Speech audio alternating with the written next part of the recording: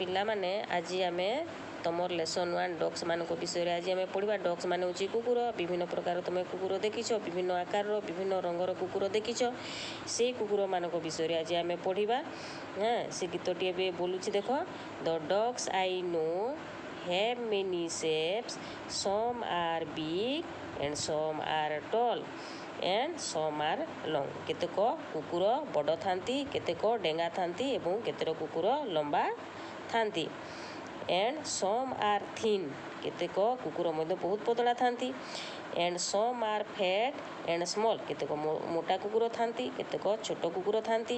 And some are so thin that they seem to have no shape at all. केतेक कुकुर एते पतला थांती जे तांकर आकार आदौ जना जाए नहीं। ताले तुम विभिन्न प्रकार कुकुर देखिल। केतेक मोटा, केतेक पतला, केतेक बड़, केतेक डेंगा, केतेक लंबा, केतेक छोट। हेले आज तुम कुकुर विषय जानिल। या तुमे मने रखिब एवं कुकुर माने केमती अछंती तुमे जानिल। या भल भाव गीतटा को पढ़िब, मने रखिब। अन्य दिने अन्य पाठ पढ़िबा।